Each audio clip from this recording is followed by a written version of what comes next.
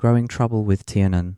You may or may not recall that Tiernan and I gave ourselves a go at growing Mycospawn, a project we started back in the summer. I was happy to not have any evidence of this in my home, but still didn't like how little control I had over the operation.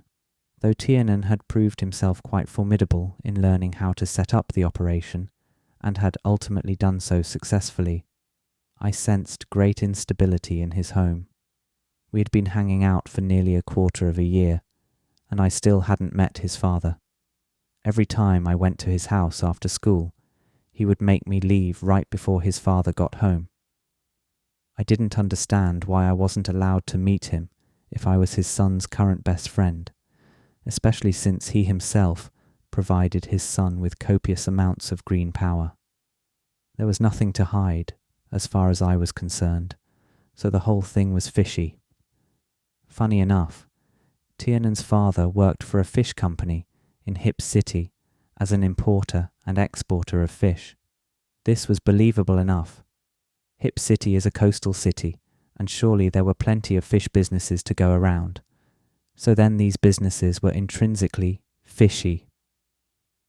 As time went on, though, I became less and less convinced that the bulk of this business was fish-oriented.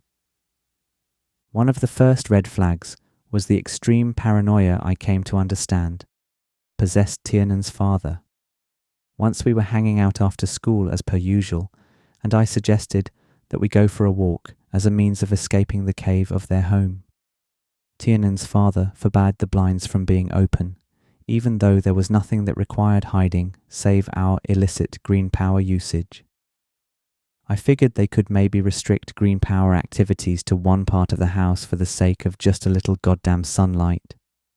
Anyway, Tiernan explained that his dad didn't want him nor Kyle to leave the house because he was convinced that someone had broken in the night before.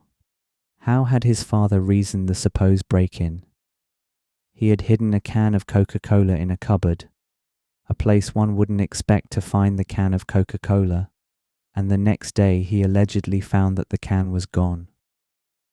The only logical conclusion for Tiernan's dad was that a spy of the household had entered and stolen the can of Coca Cola to make a simple point that they had access to the house and that they knew where the Coke was hidden.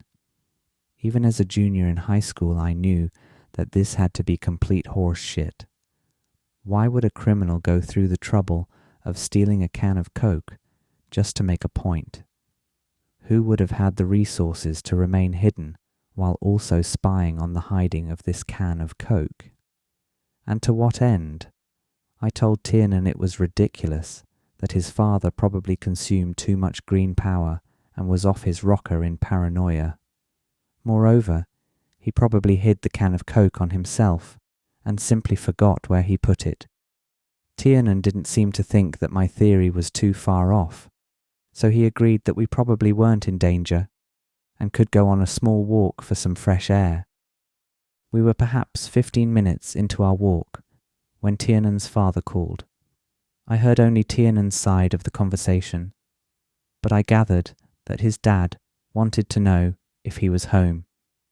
Tiernan replied that no, he was not home, and that he was on a short walk around town with his friend.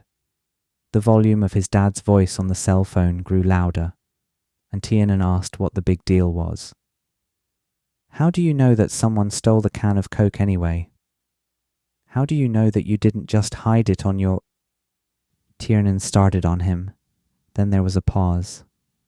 Tiernan grew quiet and obedient. Oh, okay. Go home. Lock the doors and windows. Okay." I promptly asked Tiernan what the hell was going on. Why did we have to go home immediately and lock everything up? What on earth was his dad up to? He said he didn't have time to explain, and that I had to go home. I would be lying if I said that I didn't get a surge of fear, the type you get when you're little, and you realize that your parents have discovered your misbehavior. I heeded Tiernan's advice and went home. That night, Tiernan sent me a link to a newspaper via Facebook chat and prefaced the message by saying, "These are my dad's friends. This is why I had to go home. The fucking idiots took the wrong turn. LOL.